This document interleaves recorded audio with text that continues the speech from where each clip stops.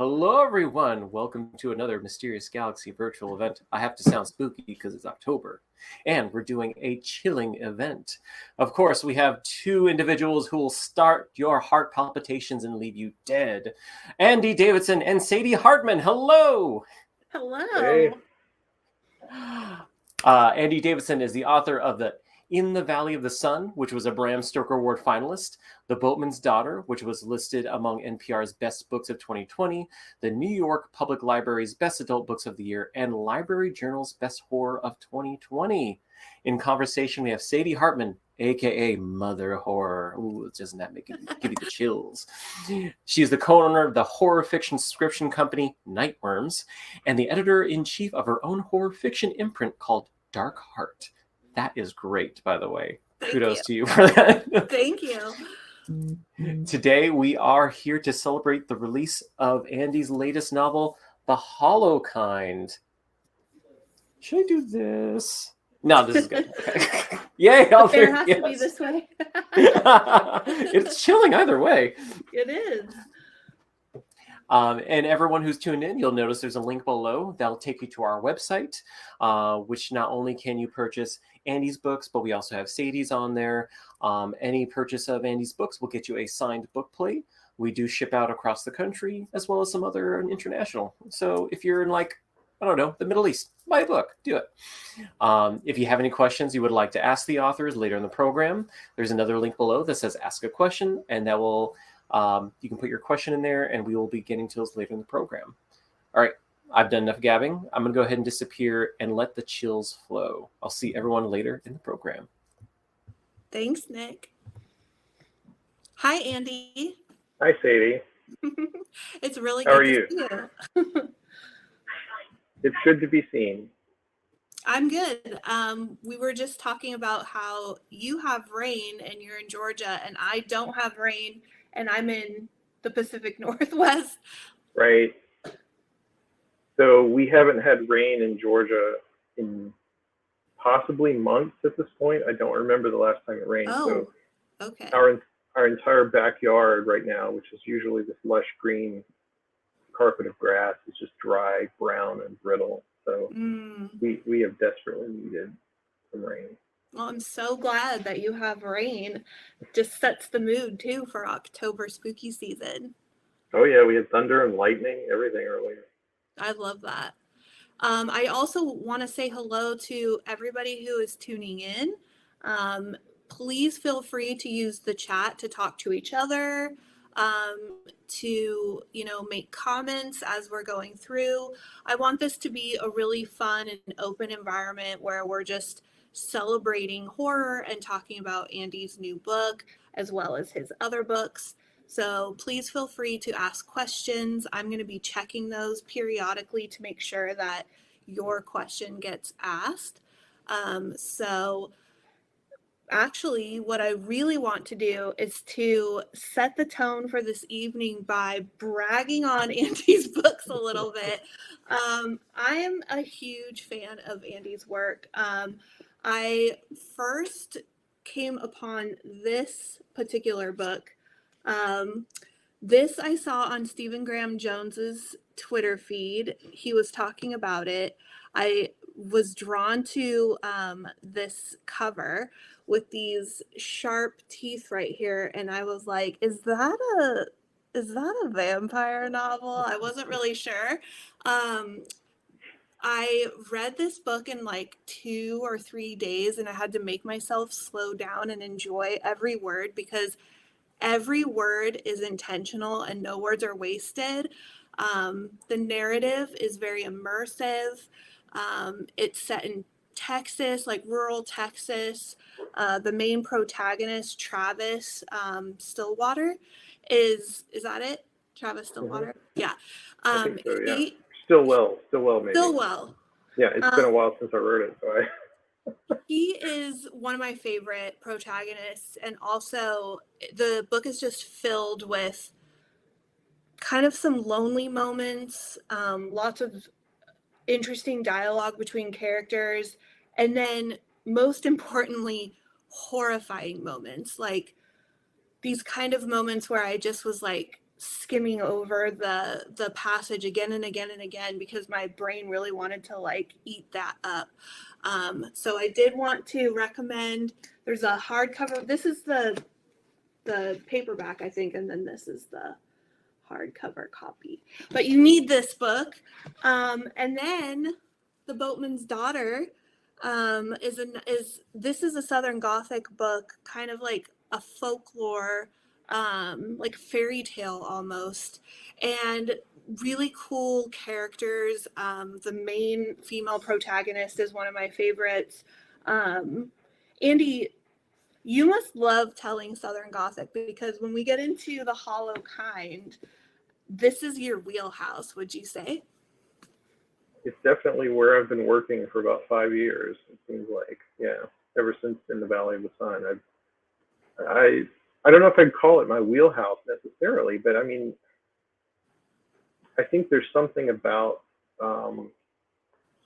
being a person from the South, having grown up in the South, having seen and lived in the South all of my life and experienced the South and all of it, for lack of a better word, horrors, as well as its admirable qualities. I think there's something about landscape and just the South in general as a region that seeps into your blood and your bones when you're a writer down here, and inevitably that and the Gothic hold hands. I mean, you could almost make a case that almost every Southern writer is in some way a Gothic or Southern Gothic writer. Yeah, that makes sense to me. It's about landscape and decay and rot, and there's a lot of that down here with all the humidity. Yeah, I would say that definitely in The Boatman's Daughter, I felt like the setting was part of almost like another character, because you spend time talking about it and describing it, and the reader really gets a sense of place. I really felt like I was seeing what you were telling me,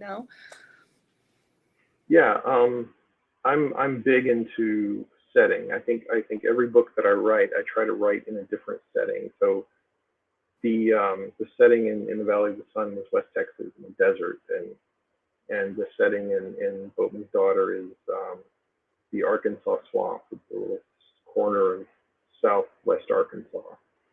And in the hollow kind, it's actually more akin to where I live here now, about 18 miles to the southeast, actually. So, but yeah, it's very much like something I like to explore in regions, the flora, the fauna, and not just like the descriptions of a place to set the scene, but also how does the place change people and inform people and make people who they are and cause trouble for people as well. Yeah, the hollow kind, I'm currently reading it. So I just got my copy not that long ago, but I jumped into it immediately. And I feel like I want to tell readers that this is a book you want to set some time aside for. This isn't something you're going to want to burn through, because when I got into bed with it and I read the first page and I was like, oh, this is one of those family saga stories. Like, this is going to happen generationally. This is going to happen. And then I realized, yes, this is like a dual timeline. We're going to go back and forth. We're going to take time with these characters. Like, this is reserve a spot. Like, there's just books, you can just kind of like, it's sort of like movies too. There's epic movies that you're going to just watch with your friends and people can talk during the movie and blah, blah, blah. It's like one of those. Then there's movies where you're like, everyone needs to be quiet. I don't want to hear from anyone. I want to settle in. And this is what this book is for me. Like, I need my time with it, and I'm not going to rush it. Even just to make this for tonight, I was like, oh, I want to have finished it. No, I'm spending time with it. How long did it take you to write it? All total, if I tallied up the different time periods I spent writing it, I probably banged out a first draft in about 3 to 4 months. but that was the quickest part of writing it, was the first draft, which is not always the case with me. Sometimes first drafts can take 6 months or even a year if I'm not finding my way the way I should be. But generally, this was a pretty quick first draft, and then the edits and revisions on this were massive and took at least another 4 or 5 months of time. So probably all told, close to a year about to write it. I think I started it in the summer of 2020 when we were all in lockdown. Yeah. And I finished it in the fall, I believe, of 2021 or late December 2021. I think I teach, so I think in terms of like fall and spring, summer, there is no winter. There's just the fall semester, the spring semester, and summer. So. Yeah. Sorry. What grade do you teach, or are you teaching at a college level? Yeah, I'm at a university here in Georgia. I teach composition and creative writing. Mm-hmm. Yeah. Oh man, lucky students. I don't know if they would say that. If any of you are watching, you're lucky that you have Mr. Davidson. So I have another question for you too. Was the research for this, so let me back up. So there's a distillery, like a turpentine distillery. So did you have like prior knowledge of something like that, or did you have to like dive into the business of that industry? No knowledge whatsoever. Oh, wow. I had to learn how that worked. And when you're not only trying to learn how a business works and be historically accurate to some degree, and you also have to learn how the mechanics of a certain kind of industry work in order to possibly destroy it, as in a massive explosion. There's a lot of things on the internet that you can't find, so some of that becomes imagination, but a lot of what I found when I started researching this book was related more to the turpentine industry itself than it was to the region and its sort of history. So those were kind of two separate things. So I knew that turpentining had happened here in this part of Georgia and North Carolina and parts of Florida.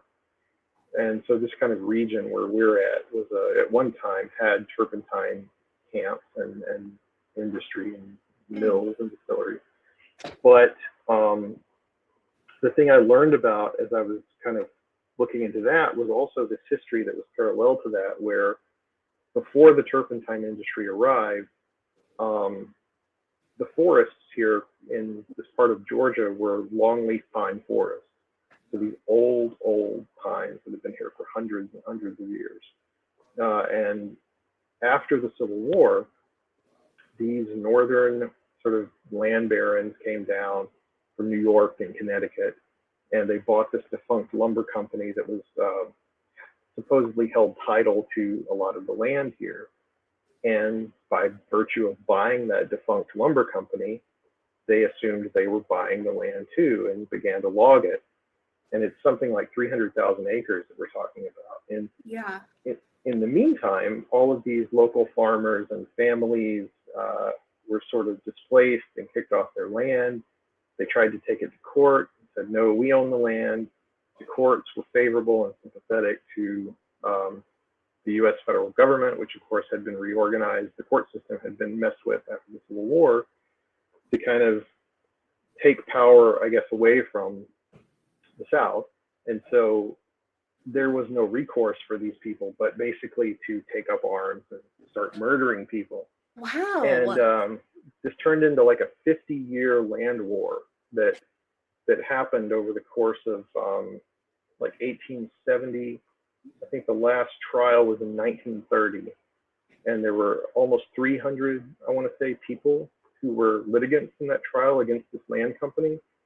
And the case was ultimately settled in favor of the locals, but most of those people were either dead or their descendants had long gone. And so it's kind of this case of all you have left is the land. which is now cotton patches, and there are no old trees left. So I discovered all of that. And then in the book, I put that with the turpentining industry on the side and kind of put those two things together. So, yeah. Yeah, I mean, immediately, I hope this isn't like spoiling a reader's discovery, but I think it's a selling point of the book. When you open up the book, there is a map. And I don't know, there's just certain things that happen with books like deckled edges or a map or some illustrations, or these, like I love when there's just like a blackout page. I mean, it's just all part of the experience that you're reading something a little bit special. So all of that history that you were talking about, and just the industry itself and the land that you were talking about, those are all the unique details of this book that make it so rich and immersive, I would say. Wait, hold on, I have a little note I didn't want to forget. Oh, what I wanted to kind of highlight here is in the Valley of the Sun, there's a farmhouse, and some characters spend some time on the porch talking. And in this book, The Hollow Kind, there is also a farmhouse. And I don't know what it is about farmhouses and the way that you describe them, but do you live in a farmhouse? I just kind of like had to ask you because you detail it so well. I wish I did. So I have the farmhouse in my imagination that I wish I lived in. I guess that's, that's the farmhouse, right? But the land and and partly in the Boatman's Daughter too, the store that Miranda and her father live in before she loses her father, and certainly the farmhouse and aspects of the land around the house in the Hollow Kind. These are all sort of drawn from memories of my grandparents' house. So my grandparents lived on about 13 or 14 acres and hay fields, and they had a pond and they had woods around them. It's very much like this. So, you know, a lot of that comes from just like deep inside in the past and memories. But then also, it's just like my wife and I, Crystal and I, were looking at houses in the fall before I started writing this book in 2019.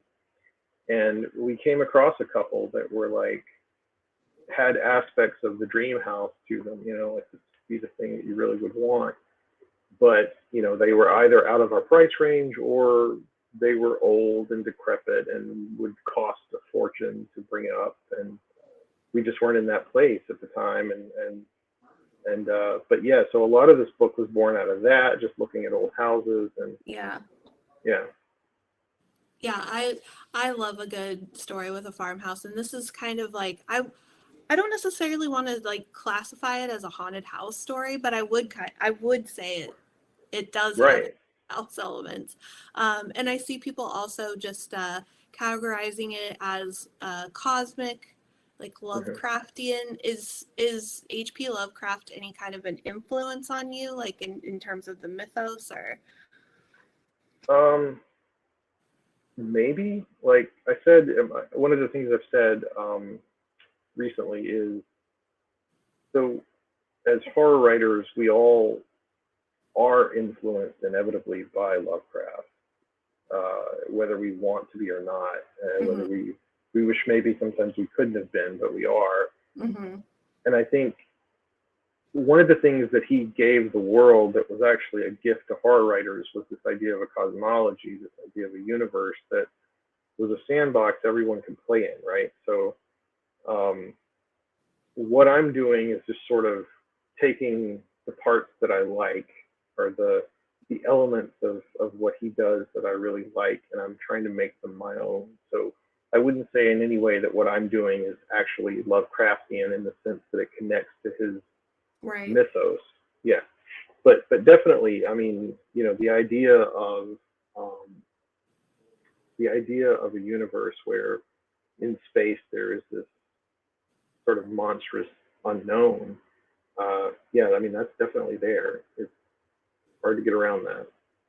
Yeah, I mean, just full confession, as a horror fan, as somebody who is called Mother Horror on social media, I have not read any H.P. Lovecraft. However, to qualify Mm-hmm. that statement, I kind of started getting into indie fiction around 2017, and I felt like I was getting an education on Lovecraft through modern horror writers, and reading John Langan and Victor LaValle, and I just Laird Barron. Like, I just felt like I really didn't need to go back in time and read the older stories. I felt like I was getting, Mm-hmm. I don't know if that's like not a good thing, but it's just kind of my story. So Well, one of the things that I think that's valid. I think that's a valid way to experience cosmic horror. Cosmic horror, all too often, especially by less so by people who are practitioners of it now, but maybe scholars of it, without naming any names, have treated it like a club, right? Like an exclusive club that you are a cosmic horror writer if you satisfy these certain criteria. And I kind of reject that outright. Like, and I know that like people get into arguments on Twitter about that, and I don't want to get into an argument with anybody. right. I just want to write stories and have fun and do what I do. And so for me, it's very much about taking the parts of those things that I find fun. And so there's certain stories that Lovecraft wrote, Haunter in the Dark, some of those that deal with Providence in particular, that I love, but I'm not going to, treat them as if they're some sort of text that I have to adhere to. And I know one of the things that someone mentioned about this book in a interview that I had, was that Lovecraft is big about pulling back from the horror, or the horror is about what you don't see and the dread of the unknown, and the unexplained, right? And the comment that the person made was like, "But you explain everything." So, and my answer to that is like, well, yeah, I mean, I do to a certain extent, but it's not as much explanation as you could get, and also that's largely because my editor kept making notes in the margin saying, "What is this thing? Tell me more about this thing. Where does this thing come from?" Yeah. And so you kind of just like, you have to trust your editor that she knows what readers want. Yeah, I mean, fans of ambiguous horror, we tolerate a lot, but I think there are people who just want answers. Like, I remember, and I don't advise this, and this isn't something I recommend, but there have been times where I have finished a book and I will like email or DM the author and be like, "What? Where you left me, like, just what happened, And I remember like I did that to Paul Tremblay, and he was just kind of like, "Figure it out. Like, I just want you to figure it out. That's why I did that." So I am learning to enjoy the ambiguous nature of some horror writers, but I do appreciate the fact that there are things that I can understand about what's going on in here, Mm-hmm. where you give us some of those details. Yes, but I haven't gotten to the ending yet, so Yeah, I can't talk about the ending. yeah, I don't. Yeah. Yeah, we don't want to know about that. Let me look and see if there is a question in here. I see it. Oh, incidentally, in the comment thread, Oh yeah. the person whose initials are DD that says "always trust your editor," that's my editor. Thank you. So I'm glad I said that. Yeah, you were being spied on. Yep. Also, there was somebody else in here that said, "I love the opening sentence of part 1 ending with condescending prick. This has to be a nod to The Shining's officious little prick opening, right?"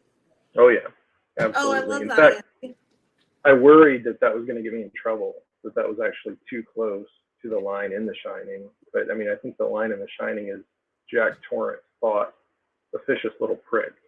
And so I think mine was very close to that. I just changed it to condescending and changed the I name. didn't pick up on that. Yeah. I'm glad that Hamlin said that. I didn't pick up on that. That's awesome.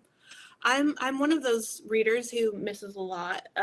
Like I beta read for some people, and I just upfront tell them, like, don't ask me to find anything grammatically incorrect or spelling errors or anything. I'm just like a Heartlight reader. I miss all the fun Easter eggs and everything.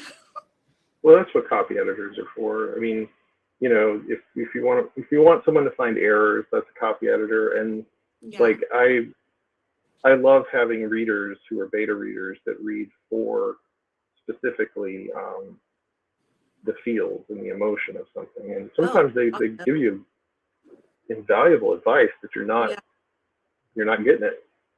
Yeah, that's my favorite thing, is to just read for the love of the characters and the investment, and just to sit at the feet of a storyteller and like be told a wild tale. Like that's my favorite thing. I also just wanted to make a comparison to this book, like not like a more like these books would be siblings, but I just recently read Revelator by Daryl Gregory. I've heard of that book, but I haven't read Galaxy it. will have to tell me if that's the right name, but it's kind of their siblings in a way that oh good, I was right.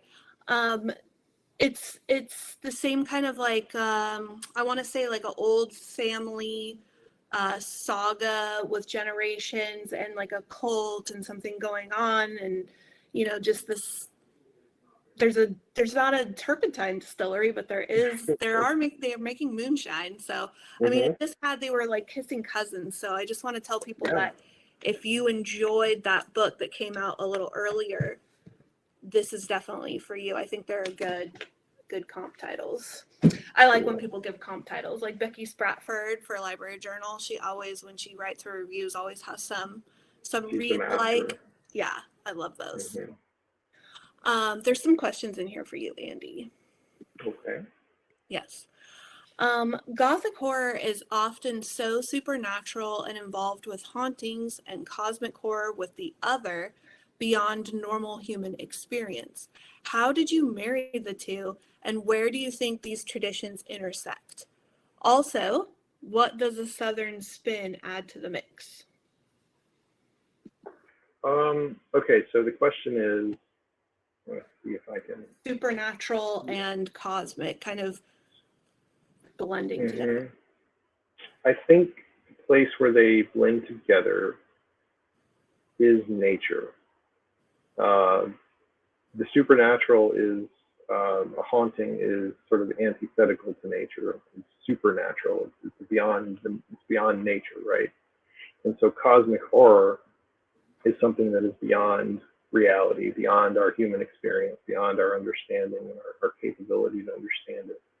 So for me, I guess that nature is where those two things can come together. So in the natural world, in this book in particular, if you have nature that is infected or infested by an entity from the beyond, it then possesses abilities to manipulate nature, to manipulate the real world, to manipulate reality. And so you can have a haunted house that may not be exactly haunted when that happens, you know.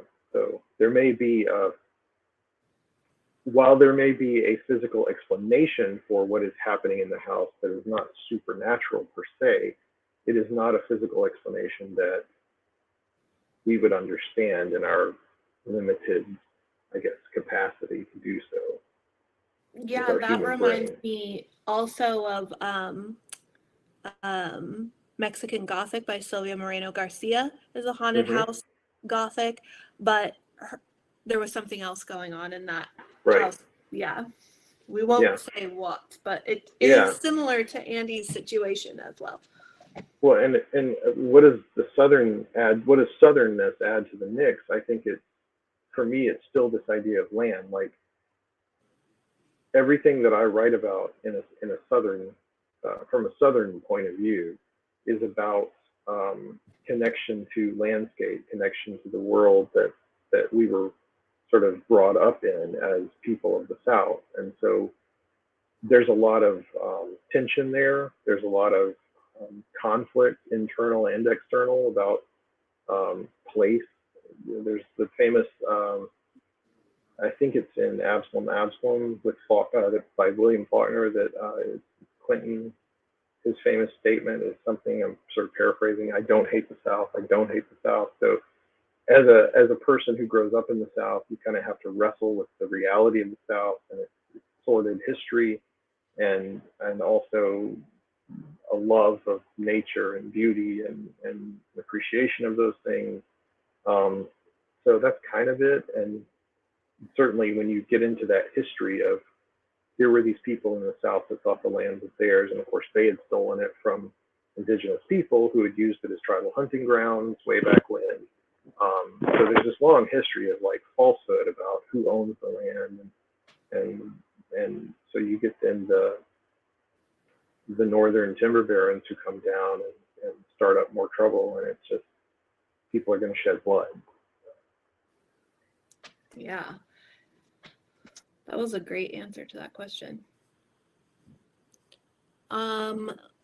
Were there any characters that grew or lessened in importance over subsequent drafts? I kind of had a piggyback question off of that too. Like, do your characters kind of tell their own story, or like, you know, are they kind of telling you how they want to be represented on the page, I guess? I think that there was one particular character early on that had less significance, and as the drafts changed, the minor character of Barlow, who is sort of the lieutenant, the number 2 to August Redfern, who owns the Turpentine farm. He was originally just sort of a kind of background figure that was kind of menacing, but eventually he took on a dimension that I didn't expect. And it was out of necessity for the plot to kind of turn in a certain way. So I can't give that away, but I will say that yes, their characters do that. Sometimes they change in the course of writing a book. The character, to answer your add to that, Sadie, the character that sort of immediately said to me, "This is how I am supposed to be written," was Lonnie Baxter. Uh-huh. So if you've read Lonnie's chapter yet, I'm not sure if you've gotten that far, but Lonnie, when I first saw him and saw what he was doing, there was just this immediate voice that came to me as a kind of third person removed narrator to say, okay, you've got to get in Lonnie's head and see the world through his eyes. And once I did that, it was like the sentences wrote themselves. I love that. He's a real jackass. Yeah, I love that, because I don't know, there's got to be some sort of like, I mean, authors are just magical wizards in my opinion anyway. I mean, just to come up with these entire worlds that we get to go into is just amazing.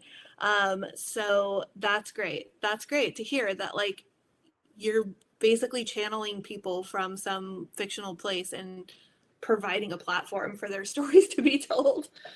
Well, and I will say this, yeah, I mean, there is that aspect to it, but it's also like, this book, more than any other book that I've written, feels like I drew upon more people that I knew in the world that I came from, you know, as a kid, as a young adult, and even now, like where I live here, there's a character or two in here that I've known, you know. So this is, you know those people a little bit. Yeah, unfortunately, in most cases, yeah.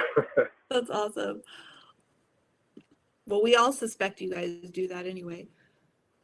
Yes, but I'm not an adherent to don't cross me or I'll put you in my novel. I typically don't do that, but. Right, it's not revenge. It's just, you're just drawing inspiration, right? Right, but in this book, let's just say there was a certain lawyer who, as a character, really reminded me of someone that I didn't like. very much. Crystal's laughing at the comments. So. Oh, she knows. She knows. I love that. I do have a question here from Hamlin Bird. Were you influenced by Michael McDonald, probably one of the lesser known Southern horror authors? I love Michael McDowell. McDowell, not McDonald. McDowell, yeah. Here's the dark truth that I have to confess. I've never read Michael McDowell. Oh, okay. As much as The Boatman's Daughter was compared to, was it the Elementals? Elementals? Yeah. The Elementals, yeah, the Elementals. I have not read any Malcolm McDowell. I mean, we don't have time to read everything. Like, I mean, I'm writing a nonfiction book about 101 horror books that you have to read before you're murdered. Mm-hmm. We don't have time to go back into the annals of history and read every fucking horror book there is. Like, it's just, I'm sorry. Like, I'm sorry to all the gatekeepers who love to have a list of everything that everyone should read. Like, it's just not, no, it's not humanly possible. So the fact that you haven't read that book, it's okay. I will say, thank you. I will say that he actually has been on my list of people I need to check out. That series of books that he wrote, the early books that came out, the individual volumes that comprise that total work, which is massive, are some of the most beautiful designed books I've ever seen. They're just gorgeous. And they're just so stark and black and white and all typography. It's really cool. Blackwater. Yeah, Blackwater. That's it. Yeah, I actually think that you would like Cold Moon Over Babylon if you were going to have an entry-level Michael McDowell book. Okay. I think. All right. I mean, the Elementals is really cool too, but I think you're a Cold Moon Over Babylon person. Okay. Cold Moon Over. That's my recommendation. Got it. Okay, let me look at another question here. Oh, I really like this one. What keeps you coming back to writing horror? Why horror, Andy? Why horror? Why not horror? Is always the answer I like to throw back. And I think everyone here is obviously a fan of horror, or they wouldn't be here. So that answer is not quite enough. But what keeps me coming back to horror is that it's the first genre that I love. You know, I mean, it's why I read books. I mean, I read children's books. I like to read, but the first adult books that I ever read, you know, when I turned 9, 10 years old, were horror novels. I think Watchers by Dean Koontz was the first book that I ever read that I think was adult fiction. I read it in 1988 or 89, maybe. And so those books just, that's what I love. I think we read it around the same time. Well, probably so. It was in 1989 because that was when I was in 8th grade. I was 13. Yeah, so. Yeah, I think you were like a couple of years older than me. Yeah. 13 or 14. Yeah. I read it just before the miniseries came out in 90, 91. So the Tim Curry Pennywise. Yeah, that's great. That's great timing. That's a really good note, I think, for us to, let me make sure I'm not missing any questions.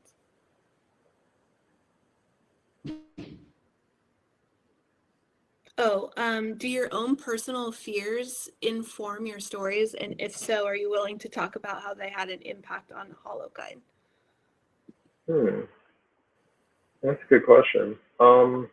Like, what scares you? Well, I think a lot of authors have the same answer to that question, especially in horror. I think it's always the loss of people you love, and the idea of being alone, you know, existential problems. Nowadays, my fears run more toward the what's going on in the news, you know, like those things settle in and become like deep dreads that you carry around everywhere with you. As far as the Holokind goes, though, I tried to do something in this book with the idea of nostalgia. And I think nostalgia is always on my mind, especially in the fall, because that's when it really kicks in. Like, I'm not talking about nostalgia for, your favorite movie when you were a kid, although that's part of it. But I'm thinking more like nostalgia for things that you don't even understand why you feel what you feel.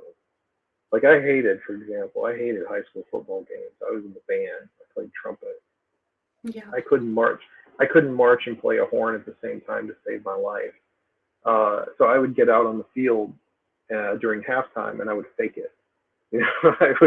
I would pretend to play and mime the action and just try to keep up in my steps with the marching. And so I hated going to football games, but there is something about this time of year when the light changes quality and dry brown leaves blow across the road a certain way when you're in the car and the air gets a little cooler, that suddenly it feels like this is football weather. Yeah. And there's this feeling, like, I don't even know where this comes from, like this feeling of, that makes me happy. And I hate football, so Right. I don't understand that. And so I was trying to kind of like talk through this with Crystal, and we were talking about it, and she was saying, well, maybe nostalgia is a way of like giving us comfort for things that we are afraid of, or maybe nostalgia is a protective barrier around something, like a way to sort of shield ourselves from trouble. And then I started thinking about that really in terms of Max in the book and Holocaust. So if there's anything about the book that my fears or emotions like went into really strongly, I would say it was that character and what's going on with him and why he loves what he loves, and what are those things doing for him, surrounding yourself as a child with the things that you love. Why do we do that? Yeah, I heard a quote, or a friend told me something about nostalgia, that the real definition of nostalgia is actually something along the lines of like a wound, like, or a scar. Like, it's something that has left a mark, and it doesn't necessarily have to be like, we always think of nostalgia as like, oh, when I smell, cotton candy at a theme park or whatever. But nostalgia is actually like, it can be like an intangible kind of mood that just creeps up for whatever reason, and it could just be because something's poking that wound, or you're remembering that scar. So there's a lot of scars in this book. Yeah, for sure. Well, I think that this is a good place to just kind of remind readers that this book came out yesterday, right? Was it yesterday? Yep. It came out yesterday. So it's available. Actually, I'll just let Nick do this part. You do this part, Nick. Absolutely. For those of you who haven't gotten yet your copy, after especially such a wonderful discussion, you can do so through Mysterious Galaxy. You click the link below. For anyone who is watching in the future, there'll be links in the description. But yes, right now there's a link below. They'll take you to our website. You can purchase any of Andy's books, including this one. But I think there's another book you need to talk about that is pre-orderable for next week. I think. Oh. Yes. We're going to talk about this book. Yes. Yes. Tell us about that one. So this is Human Monsters, a horror anthology. This is published by Dark Ink, which is a Dark Matter magazine is the parent company for my imprint, as well as the imprint that published this anthology. I edited it with my business partner, Ashley Sayers. We own Nightworms. And we did an open call and an invite for this particular anthology, which we made the theme be just human monsters, like shitty people doing shitty things to each other was basically what we wanted to read about. And Andy Davidson actually has a story in here, which is it's amazing. And there are 35 original stories in this book. It's going out to our Nightworms customers as we speak. It is in packages going all over the US. We just sent those out yesterday, but it's available to order and you can have it in your hot little hands next week. And I just made it a little easier and also put it in the chat for anyone who would like a pre-order or a copy today so they can get it next week. And don't forget, if you pre-order or if you order any of Andy's books, including the Holokind, we'll get you a book plate too. Signed book plate from Andy. All right. Well, thank you so much, Andy. Thank you so much, Sadie, aka Mother Horror, for being here for doing this event. We really appreciate it. Yeah, it was Thanks for having me, guys. Yeah, I hope everyone has a great evening. If you're watching this in the future, I hope you're having a great day. I will see you all next time at the next event. Goodbye. Good night. Good night. Good night.